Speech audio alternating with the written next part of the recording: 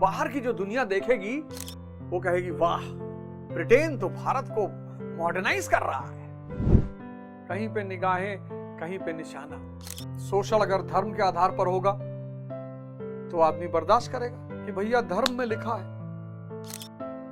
शोषण अगर कानून के आधार पर होगा तो आदमी बर्दाश्त करेगा। नहीं तो फिर डाकू और अधिकारी में फर्क क्या रह जाएगा? फिर अंडरवर्ल्ड और अपर वर्ल्ड में फर्क क्या रह जाएगा? तो बाहर से अगर तुम सारी व्यवस्था को देखो तो भारत मॉडर्नाइज हो रहा है, लेकिन अंदर से तुम अगर इस व्यवस्था को एनालाइज करो तो they all where the mediums of exploitation of India.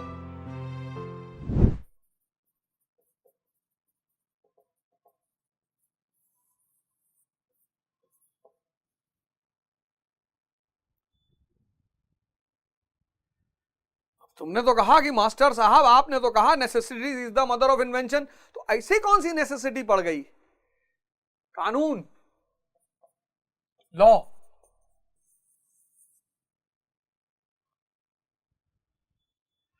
कानून का शासन होगा,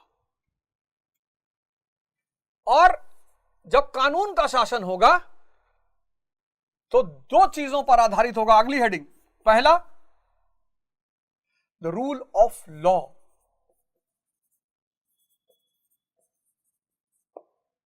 और दूसरा इक्वेलिटी बिफोर लॉ।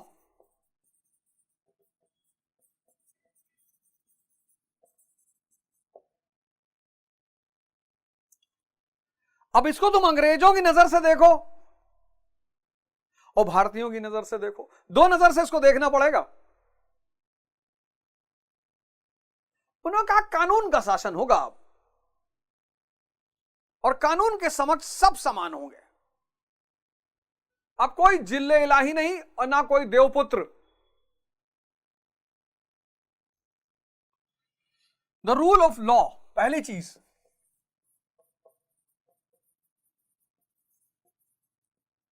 इसका मतलब पहले लॉ का रूल नहीं था।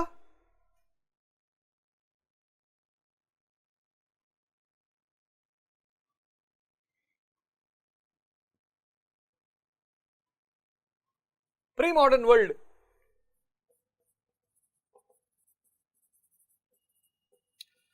किसका शासन था? धर्म का, धर्मतंत्र, रिलीजन। प्री मॉडर्न वर्ल्ड, आधुनिक युग से पूर्व में किसका शासन था? धर्म का। तो एंशिएंट पीरियड में अशोक, देवानाम पियदसी, बिलव्ड ऑफ गॉड, और मेडिवल पीरियड में जिल्ले इलाही, शैडो ऑफ अल्लाह। लेकिन मॉडर्न पीरियड में, मॉडर्न वर्ल्ड में किसका शासन होगा? कानून का शासन होगा।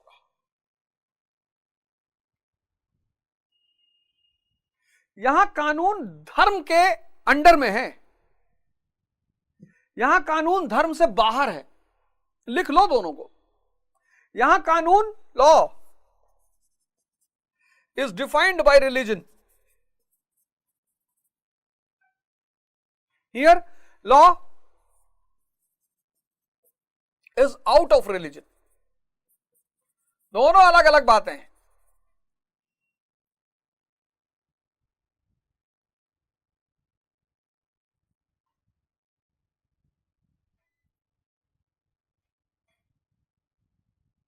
तो जनता के पास क्या होगा?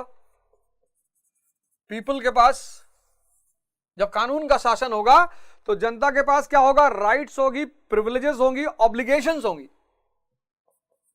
Rights, privileges, obligations. जनता के पास ये सारी चीजें होंगी। राइट्स होंगी, अधिकार होंगे जनता के पास, प्रिविलेजेस, विशेषाधिकार, और ऑब्लिगेशंस, दायित्व। बाहर की जो दुनिया देखेगी वो कहेगी वाह, ब्रिटेन तो भारत को मॉडर्नाइज कर रहा है। कहीं पे निगाहें, कहीं पे निशाना।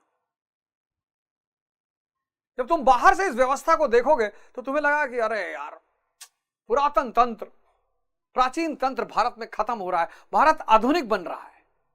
रूल ऑफ लॉ, कानून का शासन चलेगा, और कानून के शासन में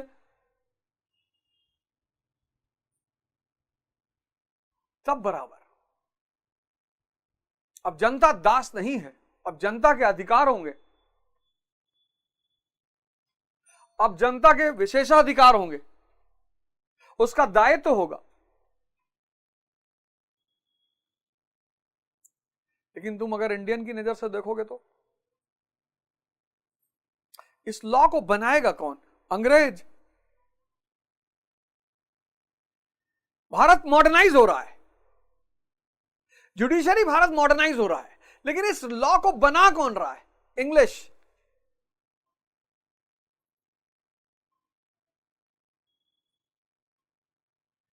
देखो, दो नजरों से देखो, ब्रिटिश की नजर,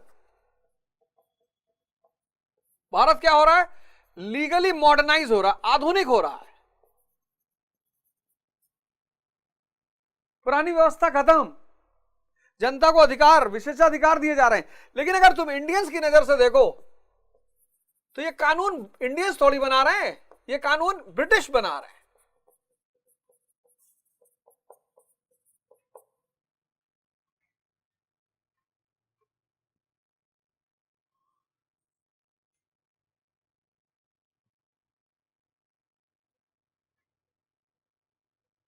और ऑटोक्रेटिकली बना रहे हैं,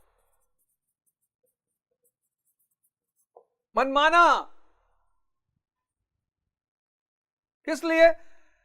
अपने इंटरेस्ट को फुलफिल करने के लिए।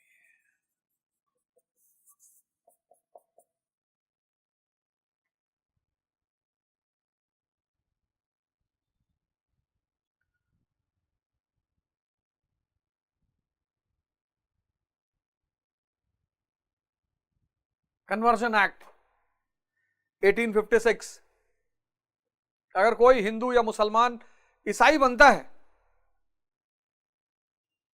तो पैतृक संपत्ति में उसका अधिकार खत्म नहीं होगा। बस ईसाई मिशनरियों को सुविधा दे दी कि जाओ, बनाओ, कन्वर्ट करो, जितना कन्वर्ट कर सकते हो। कन्वर्जन एक्ट 1856 कि अगर कोई हिंदू और मुसलमान, अब 19वीं सेंचुरी में अगर हिंदू ईसाई बनेगा तो जाति निकाला, कोई मुसलमान ईसाई बनेगा, समुदाय निकाला, उम्मत से बाहर। लेकिन न कानून बना दिया।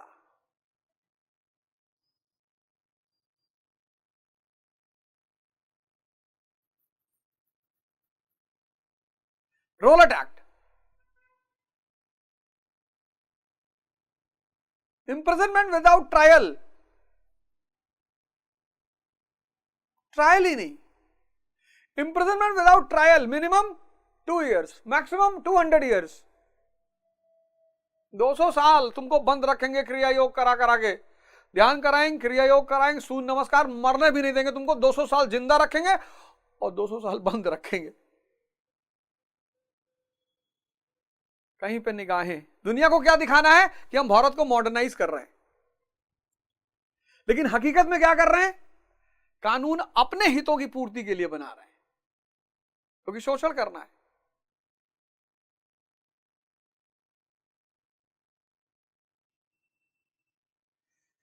दूसरी बात इन्होंने कहा, पहला तो रूल ऑफ लॉ कहा, कानून का शासन होगा।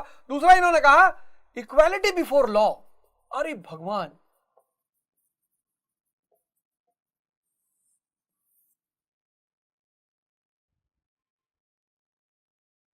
Equality before law pre modern world India में था ही नहीं। प्री मॉडर्न इंडिया में सबसे टॉप पे कौन? किंग, फिर नोबल्स, फिर पीपल, नोबल्स एंड प्रीस्ट, फिर people. Pre modern world, pre modern India, आधुनिक काल से पूर्व भारत, ये सोशल स्ट्रक्चर। अब इन्होंने किसी की हत्या की, इन्होंने किसी को मारा, तो इनको बोले कि आप 10 गाय दान करेंगे,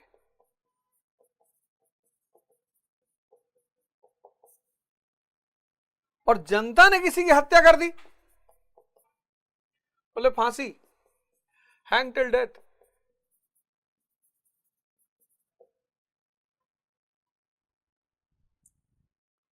ये प्री मॉडर्न वर्ल्ड का स्ट्रक्चर था। 10 वो 500 गाय दान कर दें।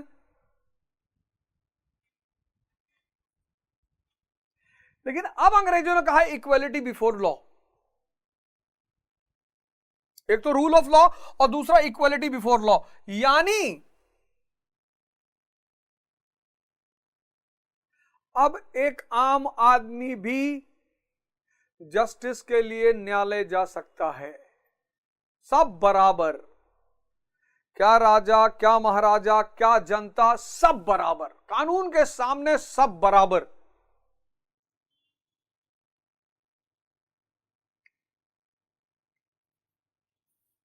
बहुत बड़ा step. And humble can go to the court for justice.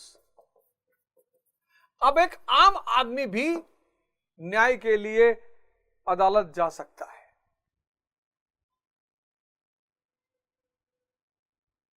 ये तो बहुत बड़ी बात है, ये तो बहुत बड़ा फीचर हो गया।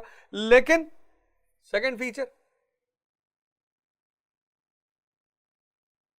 Europeans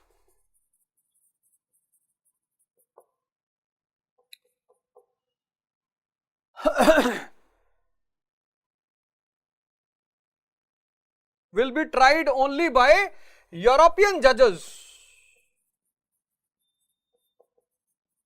and European laws.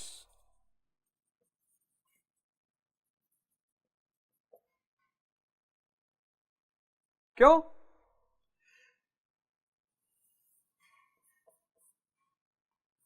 European officials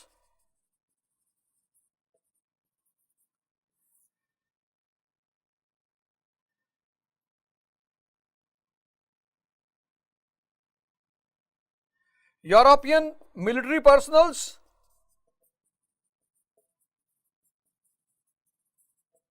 European planters, European merchants,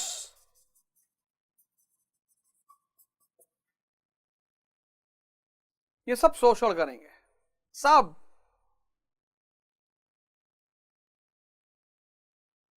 और जब सब शोषण करेंगे तो कोई ना कोई तो अदालत जाएगा ही। और पूरा शासन तंत्र शोषण पर आधारित है। चीफ ऑब्जेक्टिव एक्सप्लॉइटेशन है। अब ये सब शोषण तो करेंगे ही, क्योंकि पूरा शासन तंत्र, entire administrative structure is based on exploitation. तो ये तो बेचारे शोषण करेंगे ही, और कोई ना कोई तो कोर्ट जाएगा। तो इनको बचाना भी है।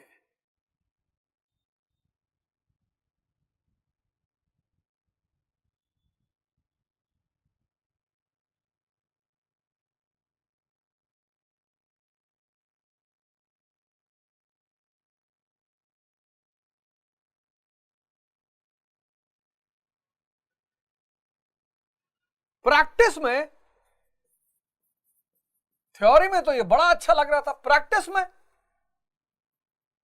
It was completely based on inequality.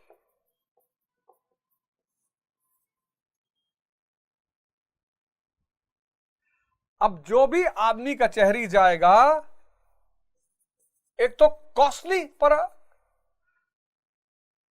पहली चीज तो कॉस्टली सिस्टम है ये। क्यों? कोर्ट फीस जमा करना है, लॉयर हायर करना है, पैसा देना है। दूसरा, दूर दराज, लॉन्ग डिस्टेंस के शहरों में कोर्ट स्थापित है।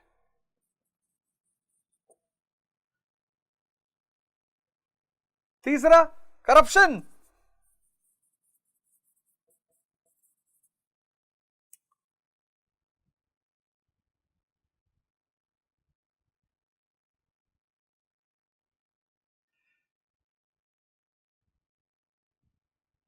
जिस देश का मेजॉरिटी पॉपुलेशन अकाल से मर रही हो, वो कैसे जाएगी कोर्ट? कोई पॉसिबिलिटी है?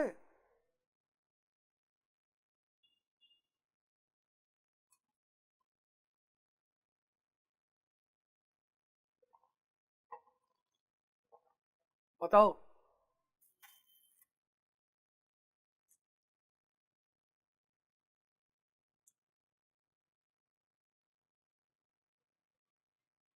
Costly courts situated in cities, corruption, complicated laws.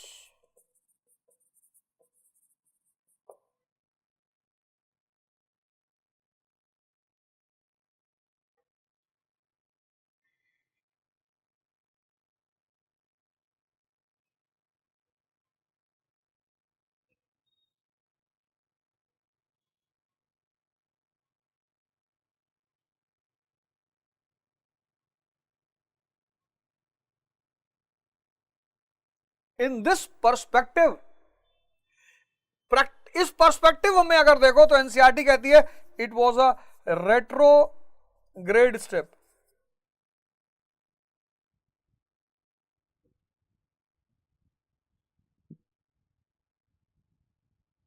यानी अगर इस पूरे खेल को अगर तुम समझो, modern judiciary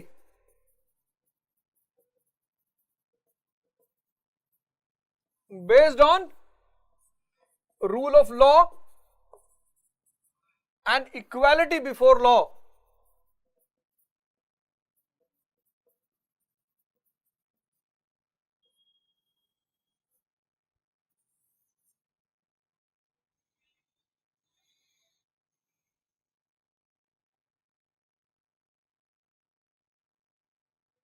modern judiciary based on rule of law and equality before law.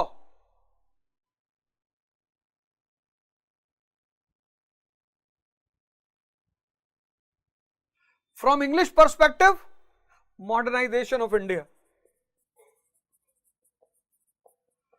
Bharat का आधुनिकीकरण.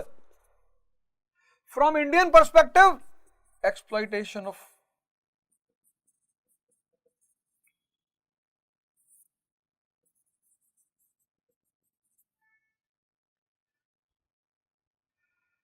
exploitation medium based on law. इसी को मैं बार बार कहता हूं, अपराधी सिर्फ वही नहीं है जो जेलों में बंद है,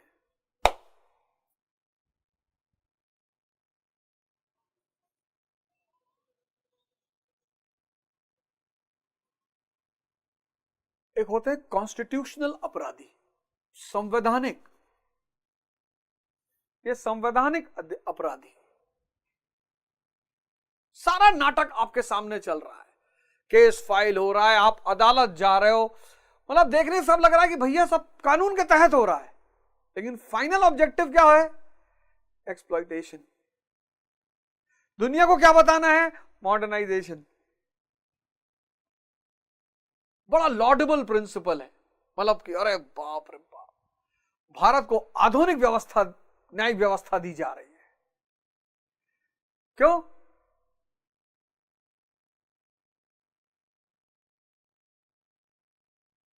जिससे कि शोषण कानून के स्तर पर किया जा सके।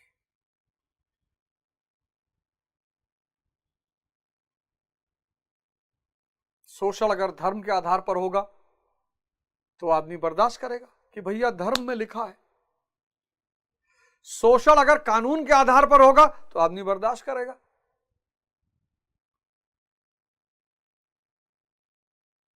नहीं तो फिर डाकू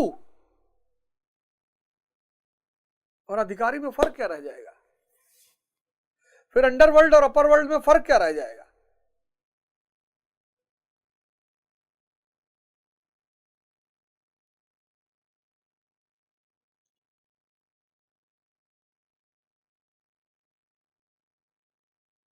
तो बाहर से अगर तुम सारी व्यवस्था को देखो तो भारत मॉडर्नाइज हो रहा है, लेकिन अंदर से तुम अगर इस व्यवस्था को एनालाइज करो तो they all were the mediums of exploitation of India.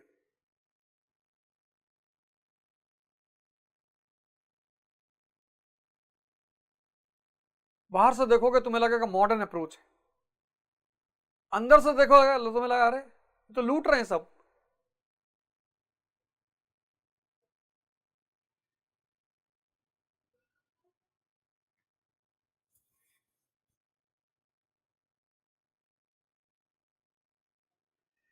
इसलिए मैं कहता हूं खेल।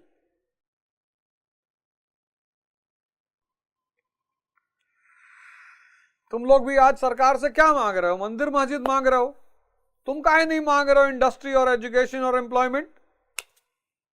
तुम उधारे समय में तो 80% लोग पढ़े हुए हैं, उस समय तो 95% गरीब और अनपढ़।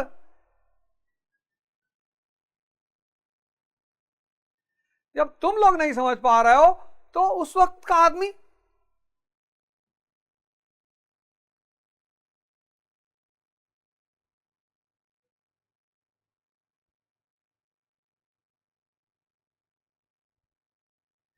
तुम इमेजिन करके देखो, जब तुम नहीं समझ पा रहे, तुम्हारी जनरेशन नहीं समझ पा रही कि सरकार से क्या मांगना है,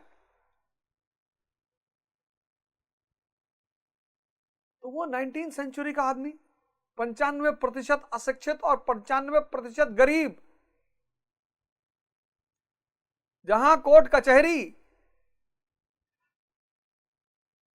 थाना कचहरी दोनों इंटरकनेक्टेड होते थे, जहां थाना कचहरी की बात उठी ज्यादातर लोग भाग जाते कि भैया हम जाना ही नहीं, थाना गए फिर कचहरी गए, बस खत्म, जीवन ही खत्म, कोई जाता ही नहीं था।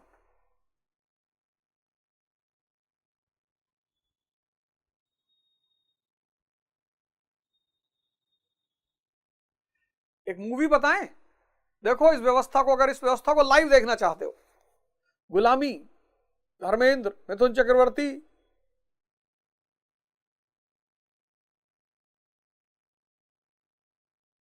कैसे सिस्टम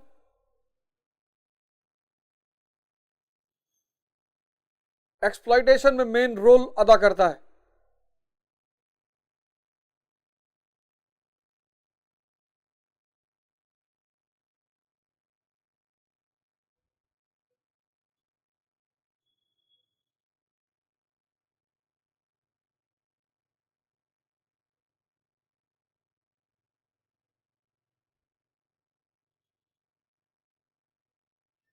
एक होते हैं असंवैधानिक अपराधी, एक होते हैं संवैधानिक अपराधी। असंवैधानिक अपराधी हत्या करते हैं, संवैधानिक अपराधी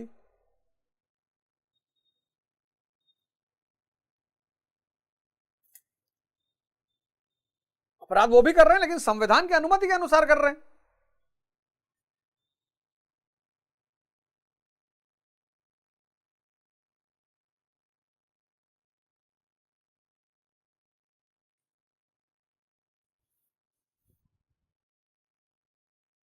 क्लियर हो गया? Civil service, army, police, judiciary, rule of law, equality before law.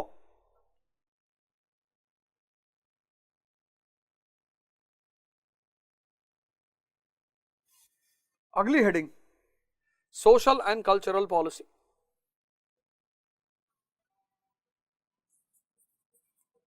Social and cultural policy,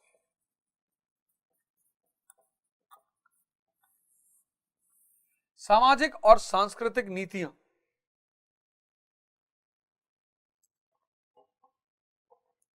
वो जो आईना वाला प्रोग्राम है उसमें 4 मेंस के क्वेश्चन दिए हैं ना, उसका मॉडल आंसर देंगे, तुम लोग लिख लो आंसर अपने अपने। चैप्टर पढ़ा ही दिया है तो हर चैप्टर पढ़ाते हुए चल रहे हैं, फिर बताएंगे जब उस दिन डिस्कस करेंगे तो ये बात डिस्कस करेंगे कि यार देखो प्रीलिम्स में कैसे क्वेश्चन बनेगा, यहां कैसे क्वेश्चन बनेगा, ये क्वेश्चन क्यों बना है, इसके पीछे क्या रीजन है। मनमर्जी से क्वेश्चन थोड़ी बनाएंगे वो। 90 में से 10 क्वेश्चन ऐसे होंगे जिनका कोई सर पैर नहीं होगा, लेकिन 90 क्वेश्चन के सर पैर होंगे। नहीं तो आदमी तो पढ़ता ही रह जाएगा ऐसे।